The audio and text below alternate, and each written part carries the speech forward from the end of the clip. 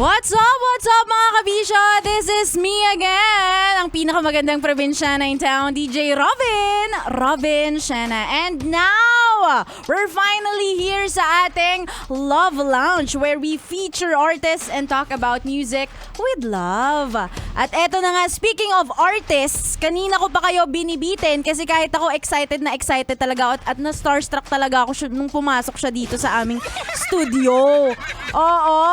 But eto na nga, ipapakilala muna natin siya, no? Our artist for today is a Filipino singer-songwriter born in Manila. Spent her early years in the city but later moved to her parents' province in Davao. Ay, Bisaya mga boy! Oo! But eventually went back to Manila in 2010 after accepting the offer of joining the Pilipinas Got Talent, and the rest is history.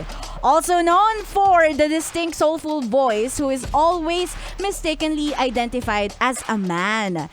She was coined as the acoustic soul artist and the next golden voice of the Philippines. Mga kabisyo, kinikilig na ako.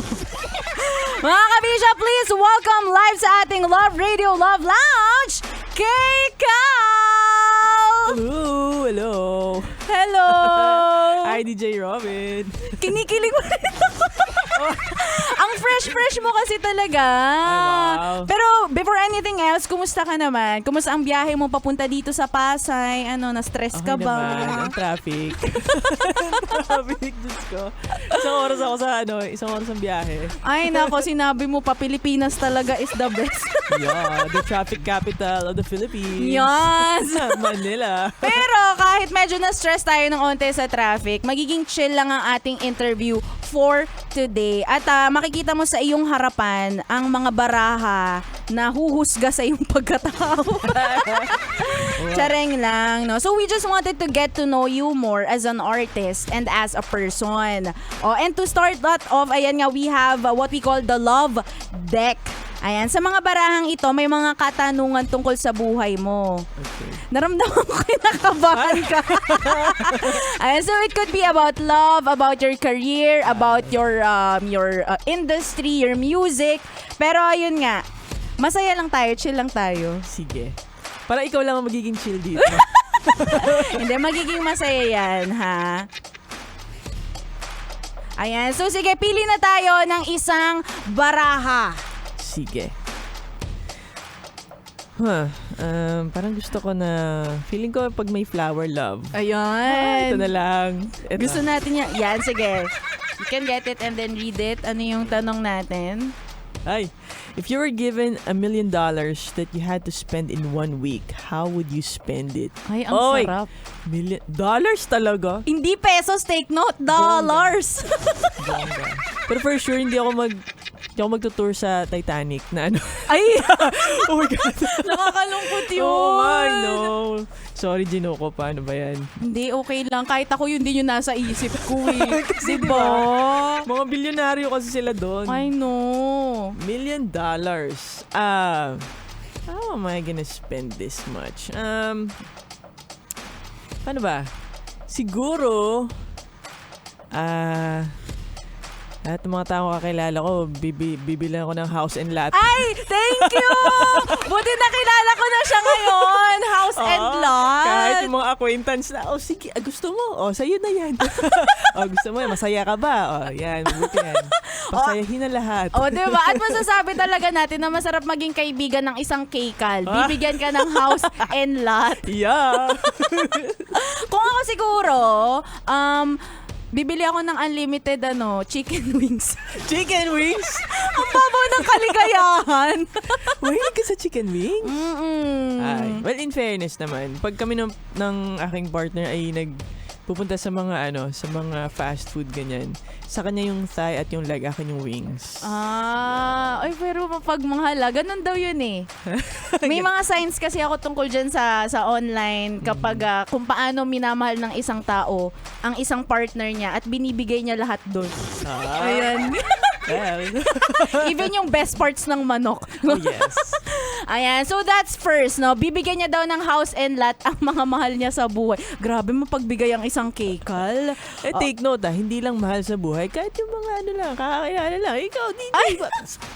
Anong gusto mong klaseng bahay, ha? Lord, bigay niyo na po sa kanya yung $1 million. Yes, Lord. I claim it. Anyway, that's our first question. Okay, let's move on to the next. Medyo pahirap. Hindi ko alam kung pahirap to ng pahirap, pero exciting lahat ng mga questions na ito. Sige. Chill lang naman to, no? Hindi mo to seryosohan. Oo naman. Walang kwenta yung Joke sagot ko. Uy, hindi. Ang saya nga. At sure ako yung mga kabisyo natin natuwa rin sa sagot mo. Parang gusto ko na rin nilang kilalanin. Ay, sige. Pila kayo dyan sa labas. Ayan. So next question from our love deck. Ayan. Yellow. Yellow. If you could see into the future, what's one thing you want to see? Alam mo, medyo pero parang gusto ko malaman kailan ako mamamatay. Ay, talaga? Yo, para at least alam ko yung kung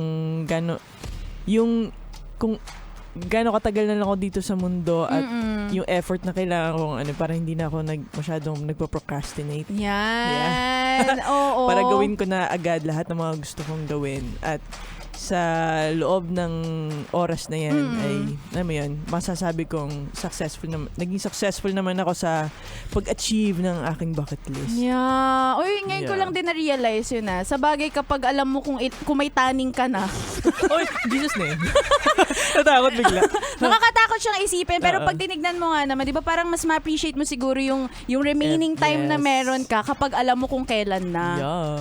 Grabe, parang nakakatakot yung sagot. Pero it makes sense. Oo.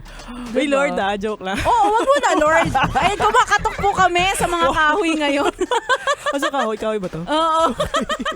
Ayan, so gusto niya daw malaman kung kailan siya mamamatay. Pero yung iba takot malaman no? Ay, oo. Kasi parang, wow ha, ako na bilang isang praning, grabe. Yun ba talaga yung ko? Yun nga yung kinakatakot ng iba, di ba? Kasi parang mas napapraning sila, so parang mas hindi na sila makagalaw. Yeah. At saka if papansinin mo rin yung mga tao sa mundo ngayon, parang they focus their resources kung paano nila papabatain yung sarili nila. Yeah. So takot silang isipin na tumatanda na sila or na malapit na silang mamatay. True. 'Di ba? When in reality, yun naman yung reality ng life. Doon lang tayo sure kung kailan na mamamatay tayo. Yes. 'Di ba? Everyone's gonna die eventually. Yeah. Gusto ko yung love lounge tayo pero death yung pinag-uusapan natin. Anyway, so that's our second question. Then now, let's move on to our third question. Uy, pero na-enjoy ko tong kwentuhan natin Parang ito yung mga tanong na ang sarap ibigay over a cup of, vodka. Ganyan. Wag, hindi na umiinom. Kanina nga pag-usapan natin, mas umiinom ka na ng tubig, sabi mo. Yes, in fairness, nakaka-1 litro na ako. Ay, proud of you. Sabi ni Boy Pindot, tara shot daw. Oh. Tara shot. Shot po, no? Ng tubig. Very healthy po ang Kekal ngayon kasi nabanggit niya kanina na mahilig daw siya sa soft drinks. 'Di ba? Yun daw ang dugong nananalitay sa kanyang katawan, soft drinks. Pag dinaisos nga ako, dapat soft drinks yung nakalagay. Naku, parehong-pareho kayo ni Ma'am Nicole Liala. Ganyan na ganyan siya. Ay, nako. Stay hydrated, mga kabisyo, ha? Yes. Anyway, let's move on to our third question from our love deck. Taman tayo. Describe something that's exciting in your life right now. Ay, exciting.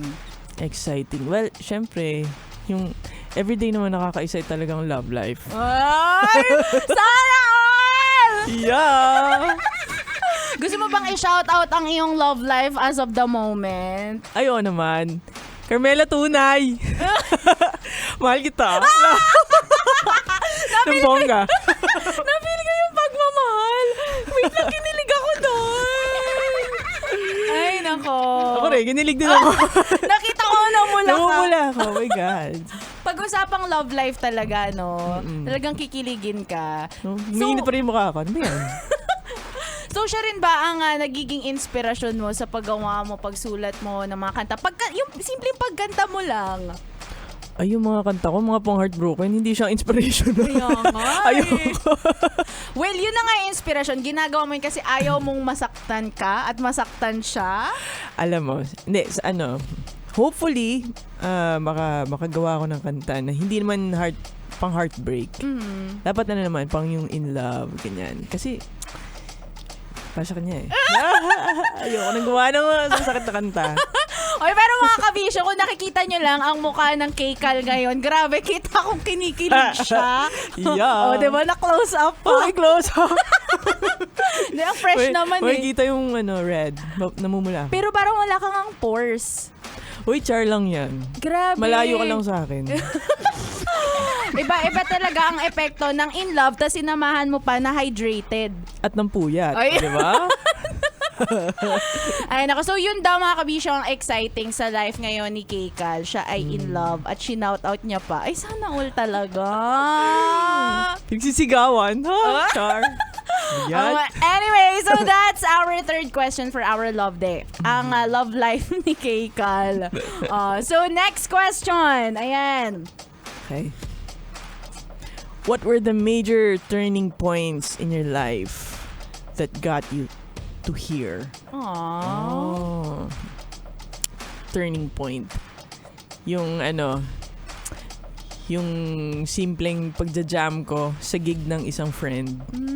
Kasi andun pala yung mga nagsa-scout for talents dun for Yeah. For Pilipinas Got Talent. And noong time na yon parang wala lang, alam mo yung parang gusto ko manood ng gig nitong ng friend ko na to. Tapos punta ako doon. Tapos wala naman din akong balak mag-jam kasi ako talaga yung tao. Pag nasa gig ako ng ibang tao, ayoko kumakanta. Gusto kong nanonood lang ako and enjoy ko yung moment. Tapos tinawag niya ako. So sabi ko, okay, fine. Okay, jam tayo. Tapos nanonood pala yung mga nagsa-scout. Tapos binigyan nila ako ng card. Tapos, that same night, nagkita kami ng gitarista ko. Binigyan pala sila ng card. Sila nung isa pang bandmate na si Nor, yung keyboardist namin. So sabi ko, kasi ako, tawag dito, may kaba pa rin talaga akong performing. Never talagang nawala may stage fright talaga ako. So sabi ko, parang hindi ko siya masyadong mind yung binigyan ako ng card. So sabi ko, ay, parang dito para sa akin kasi lagi akong kabado. I don't think kaya ko to. Pero nung nagkita kami ng gitarista, tapos binigyan niya sa akin yung card na ganun sa go, I took it as a sign na baka kailangan kong pumunta dito. Yeah. And then, yun na, nagsunod-sunod na from there. Aww. Yeah. Uy, ang inspiring nun coming from your story na hindi nga basta-basang nagpo-perform lang, nahihiya, may stage fright pa. And for sure, marami tayong mga kabisyong nakikinig ngayon na na-inspire din sa kwento mong yun. No? Minsan, you have to just put yourself in a uncomfortable situation. Yes. Hindi mo alam meant to be pala sa'yo. True. Diba? Alam mo, naniniwala kasi talaga ako sa yung kasabihan na everything happens for a reason. Even the falling of a leaf. Ay! Ano yan sinabi sa akin ng isang friend ko na doctor. Pagkasabi niya ng gusto ko, oh my God, oo nga parang, oo nga it makes sense. Uy, nakakatuwa. Diba? So, ibig sabihin, we should not take for granted even the smallest of things. Na, yun nga, yung pagpunta mo sa jam, hindi mo alam na yun na palang magto-turn ng iyong career, diba? Yes. Anong message mo sa mga kabisya natin, especially dun sa mga youngsters na gustong maging isang musician katulad mo? Sundan nyo lang yung passion nyo. Ganyan. Kung saan kayo binigyan ng opportunity, grab nyo lang lagi. And basta, trust your instinct. Ay, I love it. Yeah. Ano ba sa Tagalog ang instinct? Kutob?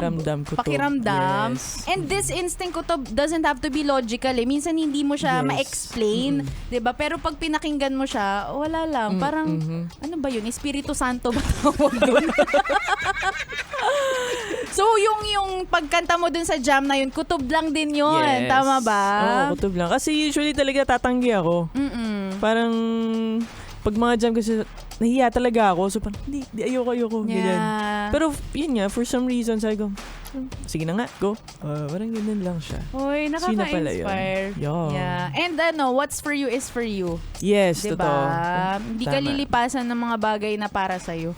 Tama. Ay! Kahit sabihin mong may palagpasin ka na, kunyari, may opportunity na ganito, tapos hindi mo siya nag-grab, may reason pa rin kung ba't hindi mo siya nag-grab kasi meron palang mas better na opportunity na dadating na yun pala yung dapat na para sa'yo talaga. Ay, So, chill ka lang sa buhay. Relax ka lang. Diba? Parang boses ni Keikal, very chill lang talaga. Diba? Hindi nyo alam, kinakabahan din pala siya, nahihiya rin pala siya. Diba? Sobrang chill, makakatulog ka na, napakinggan mo. Makakatulog makakatulog pero makakatulog ka ng in love. So okay na Oh, din. wow. Diba? Makakatulog ng lumuluha kasi pang heartbreak yung mga kanta. Ay, nako. Ay, nakaka-inspire yun ah. Kaya mga kabisyo, grab lang ng grab sa mga opportunities. Yes. No? Uy, please invite our mga kabisyo. Saan ka ba mapapakinggan, mapapanood, at mas ma-follow para masubaybayan ang buhay at love life mo. Yes, guys. Follow nyo ako sa Instagram and Twitter. That's K_Cal. And also, like my page sa Facebook, facebook.com/kcal. And also, may mga covers ako sa YouTube. Follow nyo ako. Subscribe to my channel sa YouTube, Kcal. Search nyo lang dyan. Tapos, also, you can catch me streaming live on Kumu every Monday, Wednesday, Friday, 10:30 p.m. Ayan. Nasama-sama tayong umiyak kasama si Kcal. Maraming salamat, Kcal. It's really an honor to meet you. Grabe na starstruck talaga ako sa'yo. Oo. Ay, nako. See you mga kabisyo at Kcal. Please support her. Follow siya sa mga social media accounts niya. At eto na nga. Nasa number 4 kasi ang iyong kanta. Yeah! Ayan. Meron ka bang gustong sabihin tungkol dito sa song na to? Anong inspiration mo to this? Pero syempre, ang inspiration natin dyan ay yung basag na puso. Yung mga ganyan. Ay, Ano? grabe. Hindi kasi yun yung parang yung nasa sitwasyon ka na hindi ka pa handa pero kailangan mo mag-let go. Tapos parang torn ka between kailangan mong mag-let go pero ayaw mo. Mhm. Yung ganun. So, ayun, masakit siya. Grabe, nananakit nga si Kcal. Pero nakaka-inlove talaga ang itsura mo. Oh, wow. Maraming salamat, Kcal. Mga kabisyo, please support Kcal. And eto na nga, ipaparinig na nga namin sa inyo. Nasa top 4 ang Heto Pa Rin Ako. Thank you so much, Kcal. Thank you.